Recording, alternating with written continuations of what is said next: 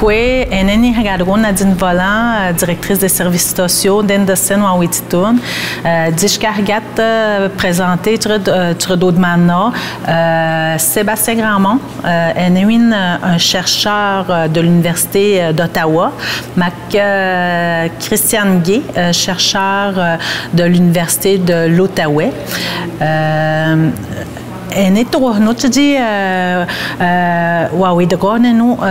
Les recherches cathodra sur l'adoption coutumière ou des Ouachat Maliotenam. Parce que dans les recherches, ça a eu des impacts directs sur des modifications législatives au niveau du Code civil. Et que tu m'as dit les résultats de recherche. Nuit de motke inut tu retournes des communications tu dis oui dans le dossier adoption coutumière parce que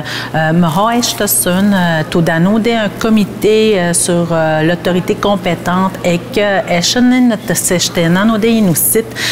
qui tu retournes tu dis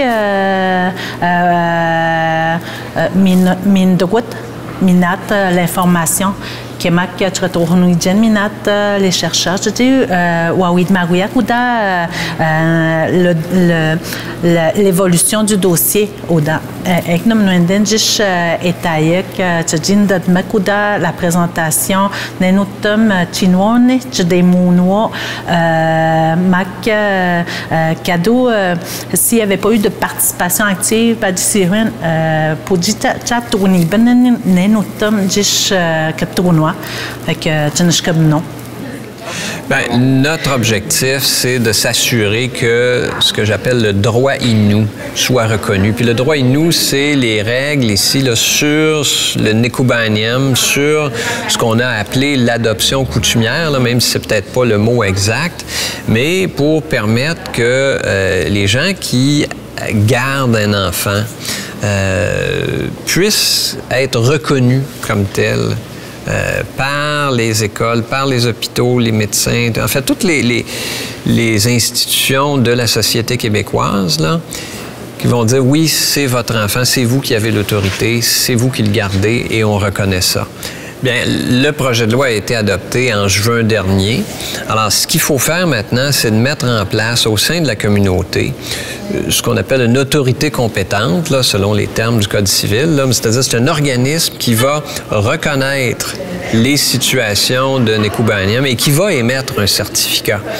Là, actuellement, à Ouachat Maliotenam, il y a un comité qui a été mis sur place et qui est en train de travailler sur la composition, sur le mode de fonctionnement et la procédure là, de cet organisme-là. Et on espère que ça va être complété pour juin 2018, là, lorsque le projet de loi va entrer en vigueur.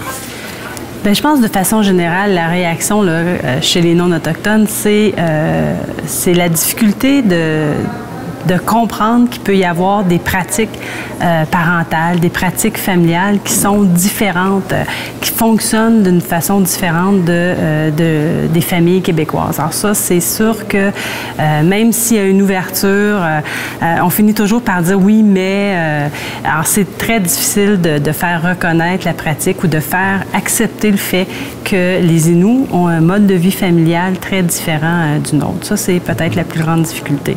Bien, moi, je pense qu'il faut faire connaître le fait que maintenant, l'État va reconnaître l'adoption coutumière ou les pratiques culturelles en termes d'adoption dans toutes les communautés, parce que c'est, en tout cas pour nous, c'est un moment historique. Alors, j'imagine que pour les Inuits, les peuples autochtones, les nations autochtones, c'est aussi un moment historique. C'est probablement la première fois dans l'histoire où les Inuits, les Atikamekw, les autres peuples autochtones vont pouvoir faire reconnaître une pratique culturelle qui est vivante au sein de leur communauté. Merci de nous avoir invités. Merci.